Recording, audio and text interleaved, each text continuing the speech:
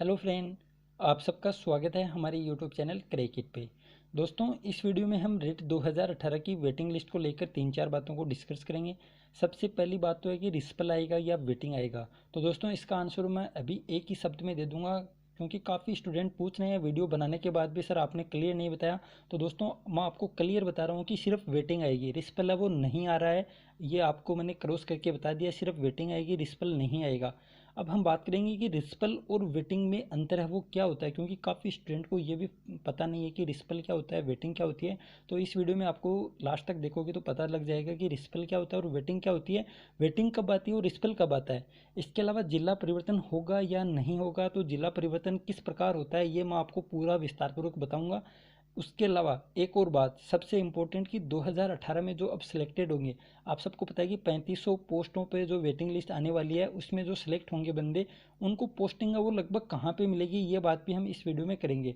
तो दोस्तों, इन सब बातों को लेकर आपके मन में कोई विचार है तो आप वीडियो लास्ट तक ज़रूर देखें। वीडियो देखने के बाद भी अगर आपके मन में कोई सवाल रहता है तो आप बेझिझक कमेंट बॉक्स के अंदर कमेंट कर सकते हैं।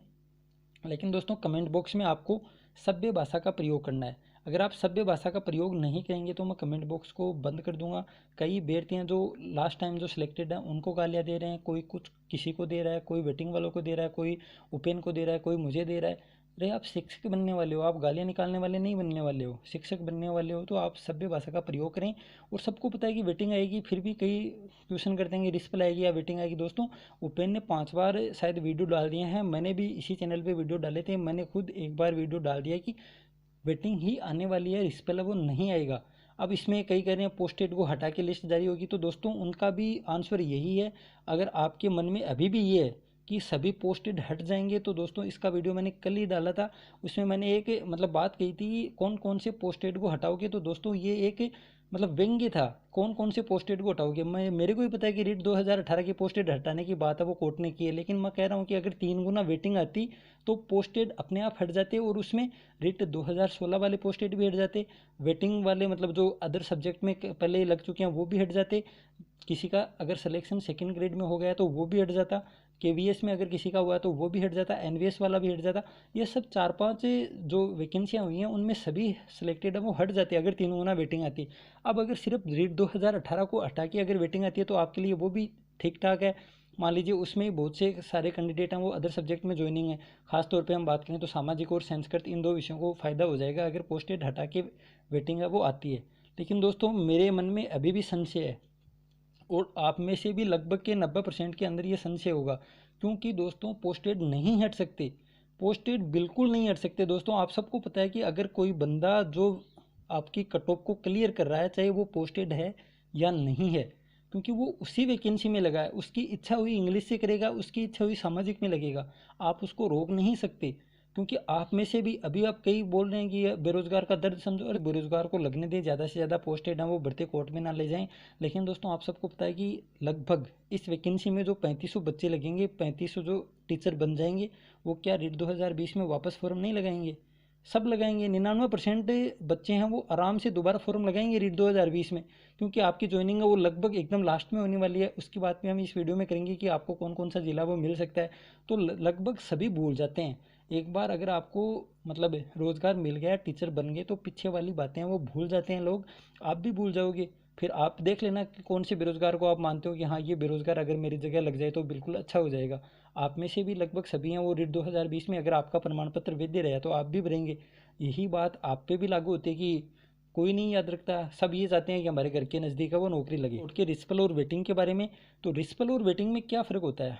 अब हम बात करते हैं दोस्तों कि रिस्पल रिजल्ट है वो होता क्या है। तो रिस्पल के बारे में सबसे पहले बात ये है कि दोस्तों, रिस्पल के अंदर मान लीजिए आपके हिंदी सब्जेक्ट से, हिंदी सब्जेक्ट का उदाहरण लेकर हम बात करते हैं। हिंदी सब्जेक्ट में 100 सीटें थी, तो 100 सीटों पे 100 बच्चों का सिलेक्शन हो गया, बीकानेर निदेशालय ने रिजल्ट निकाल दिए और आपको डिस्ट्रिक्ट का वो अलॉटमेंट हो गई। उसके बाद हर डिस्ट्रिक्ट में काउंसलिंग होती है, आप सबको पता होगा ये सब बातें। तो 100 में से मान लीजिए 70 जने हैं वो काउंसलिंग करवाने पहुँचे। अब इसमें रैंक क्या है, मान लीजिए 1 नंबर वाला पहुंच गया, 5 नंबर वाला नहीं पहुंचा, जिसके 5वीं रैंक आई थी वो नहीं गया, 10वीं रैंक वाला नहीं गया, 50वीं वाला नहीं गया, 99 वाले नहीं गया। तो 30 बच्चे हैं वो काउंसलिंग में भाग लेने नहीं गए। तो ये सब डिस्ट्रिक्ट की इकट्ठी करते हैं रिकॉर्ड, हर सब्जेक्ट का रिकॉर्ड इकट्ठा करते हैं। उसके बाद रिस्पल रिजल्ट आता है। तो रिस्पल में एक बार से यह मान लीजिए आपकी पूरा रिजल्ट है वो रिवाइज्ड होता है और रैंक वापस से 1 से लेकर 100 तक रिजल्ट जारी होता है। 1 से 100 तक वापस रिजल्ट है वो जारी होता है। अब मान लीजिए 70, उस टाइम 70 थे, इस टाइम मान लीजिए 80 सीटें फुल हो गई, 80 सीटें फुल हो गई, अब बच गई 20। तो इस 20 में वेटिंग आती है दोस्तों। तो ये 100 सीटें हैं ना, इसमें डिस्ट्रिक्ट भी अपने आप रैंक के वाइज हैं, वो डिस्ट्रिक्ट अलॉटमेंट हो जाते हैं। पहली रैंक वाले को जिसका मनचाहा जिला बन गया मान लीजिए, और जिसके 90वीं रैंक आई थी उसको उस हिसाब से डिस्ट्रिक्ट वो मिल गया। तो इस प्रकार जो रिस्क पर रिजल्ट आता है उसमें जिला है वो चेंज हो जाता है। आपकी रैंक के हिसाब से जितनी आपकी रैंक होगी उस हिसाब से आपको डिस्ट्रिक्ट का वो मिल जाएगा। अब बात करते हैं दोस्तों, जो लास्ट में 20 सीटें बच गई उस पर आती है वेटिंग, और इसमें आपको डिस्ट्रिक्ट का वो मनचाहा नहीं मिलेगा। डिस्ट्रिक्ट का वो अपने आप जो खाली सीटें होती हैं उस हिसाब से आपको डिस्ट्रिक्ट का वो दिया जाएगा। अब मान लीजिए उस डिस्ट्रिक्ट आपको बाड़मेर भी हो सकता है, बीकानेर भी हो सकता है, जोधपुर भी हो सकता है, सीकर भी हो सकता है, झुंझुनू भी हो सकता है, कोई भी डिस्ट्रिक्ट आपको मिल जाएगा वेटिंग लिस्ट के अंदर। आप ये मतलब नहीं कह सकते कि हमारा ज़िला वो चेंज होगा उसके बाद, नहीं हो सकता दोस्तों। वेटिंग के अंदर सिर्फ वेटिंग का नियम एक ये भी है कि जनरल वाले जनरल से ही लगते हैं। अब अगर वेटिंग ही आता है, क्योंकि उस टाइम मैंने कट ऑफ का वीडियो बनाया था, उस टाइम रिस्पल आने की भी बात थी कि रिस्पल भी आ सकता है, लेकिन अब अगर वेटिंग आती है तो दोस्तों जनरल को बहुत ज़्यादा फायदा मिलेगा, और जनरल की कट ऑफ है वो ओबीसी से कम जाएगी, ओबीसी से भी कम जाएगी और एमबीसी से भी कम जाएगी, क्योंकि जनरल में बहुत ज़्यादा सीटें हैं वो खाली हैं। अगर वेटिंग ही आती है, वेटिंग ही आने की बात है, 100% चांस है कि वेटिंग ही आएगी, तो कट ऑफ भी जनरल की दोस्तों अगर वेटिंग वाले रूल से हम देखें तो आप सबको पता होगा कि वेटिंग में जनरल की सीटें जनरल कैटेगरी से भरी जाएंगी। तो जनरल की कट ऑफ हिंदी सब्जेक्ट है या फिर आपके सामाजिक है या साइंस करता है, साइंस में आता है, इन सब में कम चली जाएगी, और ओबीसी को उतना फ़ायदा वो नहीं मिलेगा। और हो सकता है, हो क्या 100% यही होगा कि हिंदी में और सामाजिक में और संस्कृत में ओबीसी की कट ऑफ है वो ज़्यादा जाएगी और जनरल की है वो कम जाएगी, ओबीसी की ज़्यादा और जनरल की कम, यही सिस्टम है वो होने वाला है। वरना इसके अलावा कोई और दूसरा इनके पास चारा नहीं है रिवाइज्ड रिजल्ट के अलावा। अगर कट ऑफ कम रखना चाहते हैं जनरल की ओबीसी मतलब ओबीसी की जनरल से, तो इनको रिवाइज्ड रिजल्ट निकालना पड़ेगा। वरना अगर जनरल की सीटें जनरल से भरी गई तो आप सबको पता है कि लगभग जनरल की सीटें बहुत ही ज़्यादा खाली हैं, ओबीसी की नाम मात्र की सीटें हैं, तो जनरल को बहुत ज़्यादा फायदा होगा और मेरिट वो एकदम से कम आएगी। अब कितना परिवर्तन आ सकता है वो तो दोस्तों इस वीडियो में हम बात नहीं करेंगे। इस वीडियो में मैं इतनी ही बात करूँगा कि अगर वेटिंग आती है और वेटिंग ही आने की संभावना है, अगर को हम हटा दीजिए वेटिंग ही आएगी, वेटिंग आएगी तो जनरल कैटेगरी को बहुत ज़्यादा फायदा होगा। अगर आप जनरल कैटेगरी से हैं और ये वीडियो देख रहे हैं तो आप ये मान के चलो कि आपके नंबर है वो 100% आ जाएगा, क्योंकि 1-1% आराम से डाउन चली जाएगी, हिंदी हो या फिर संस्कृत हो या सामाजिक हो, उसमें बहुत ज़्यादा फायदा वो जनरल कैटेगरी को मिलने वाला है। तो दोस्तों जिला परिवर्तन की मैंने आपको बात समझा दी है कि रिस्पल रिजल्ट आता तभी जिला परिवर्तन हो सकता था। वेटिंग आएगी, इसमें जिला चेंज नहीं होगा दोस्तों, वेटिंग में जिला चेंज नहीं होता है, रिस्पल में जिला चेंज होता है। अब बात करते हैं कि 2018 में पोस्टिंग है वो कहाँ मिलेगी।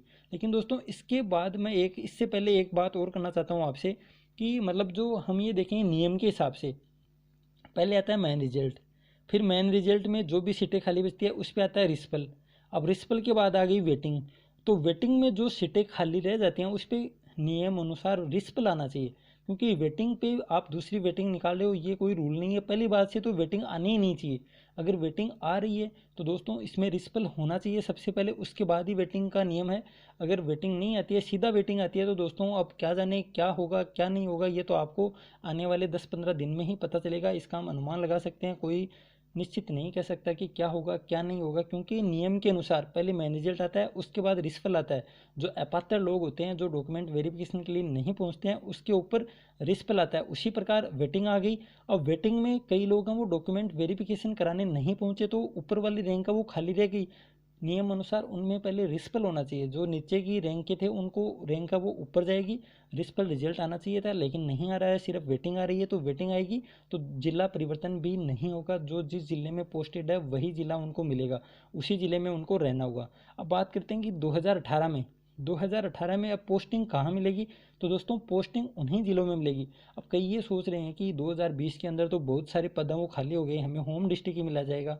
तो दोस्तों ये बात नहीं होगी, आपको 2018 में जो खाली बचे हैं, जो खाली ज़िले में पद बचे हैं उसी ज़िले में आपको पोस्टिंग दी जाएगी, चाहे वो बीकानेर हो, चाहे वो सीकर हो, चाहे झुंझुनू हो, किसी भी ज़िले में 2018 की भर्ती में जितने जिला वाइज आप सबको पता है कि जिला वाइज पद आए थे, तो उन ज़िलों में जो पद बचा है उसी पद को भरा जाएगा। नया रूल है, नया मतलब इस अनुसार आपको पोस्टिंग नहीं दी जाएगी कि हाँ सीकर जिला का है तो सीकर में नौकरी दे दो, झुंझुनू का है तो झुंझुनू में पोस्टेड दे दो। तो ये नहीं होगा। 2018 में जो सीट खाली बची थी, जिस ज़िले में बची थी, उसी ज़िले में आपको पोस्टिंग दी जाएगी, वो चाहे डायरेक्ट जोन का हो या फिर जयपुर सीकर झुंझुनू हो।